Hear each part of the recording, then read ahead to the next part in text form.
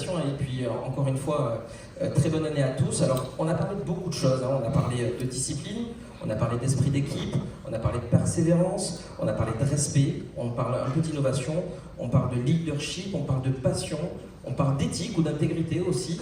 Et en fait, toutes ces valeurs-là se rejoignent dans la constitution même de notre entreprise depuis presque 40 ans. Et donc, on se rejoint là-dedans en disant, on parle de cela et pourquoi est-ce qu'il ne faudrait pas qu'on l'inculque et on transfère ces valeurs-là d'abord à la gouvernance, puis après aux collaborateurs, dans une génération qui a commencé donc avec mon père il y a 40 ans cette année, et maintenant avec la génération d'aujourd'hui, la génération de demain, celle qui va être en commande dans 5, 10, 15 ans, et y compris dans notre middle management. Alors comment on a fait? On s'est dit on va avoir une sorte de stratégie d'attractivité pour favoriser l'engagement. On a eu la chance d'avoir M. Longoria qui est intervenu un tout petit peu plus tôt. Imaginez une équipe sportive qui ne parvient pas à attirer les meilleurs talents ou qui peine à les engager. On le voit dans le sport, cette notion finalement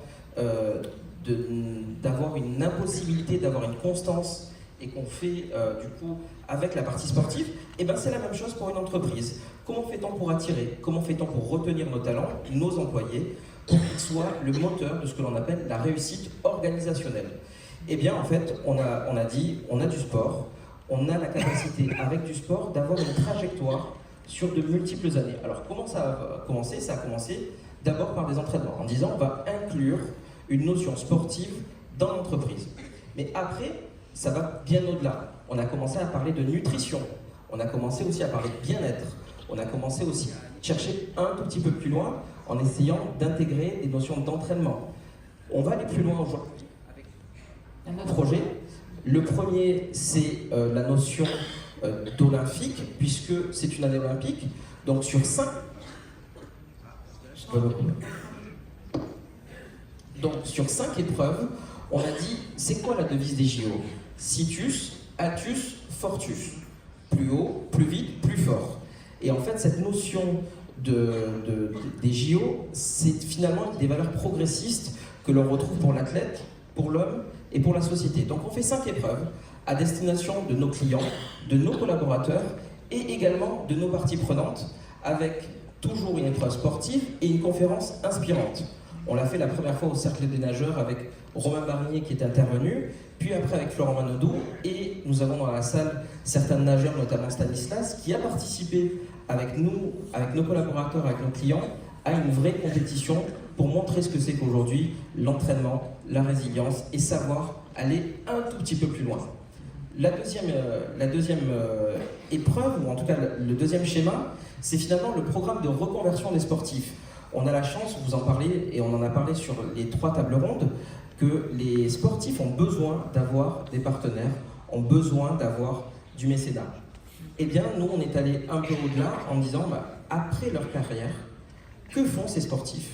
Eh bien, on leur propose d'avoir un programme de reconversion. On a une phrase clé, on leur dit, surtout, on vous souhaite de venir le plus tard possible chez nous. Mais après, quand vous aurez terminé votre carrière, chez nous, vous aurez la possibilité de venir vous construire une autre étape de votre vie. Et on l'a fait la première fois avec une sportive sans avoir ce programme-là. C'était une judokate qui a fait les JO à Rio 2016 et elle est arrivée, elle a pris son nouveau job d'auditrice comme une compétition. Au bout d'1 an, elle a été exceptionnelle. À partir de là, ça nous a poussé à aller un peu au-delà et donc on a construit avec le Cercle des Nageurs un partenariat pour désormais avoir un parcours de vie post-carrière pour les nageurs. Et on a intégré le premier nageur cette année. On espère en avoir d'autres, évidemment, comme je le disais, le plus tard possible. Mais dans tous les cas, on souhaite développer de plus en plus de partenariats sur cette base-là pour que les sportifs puissent se dire « Je suis sportif, je vais chercher la performance, mais je pense déjà à l'après. » Et l'après, c'est parfois de revenir dans l'environnement professionnel. Ce que vous dites, Mathieu, est très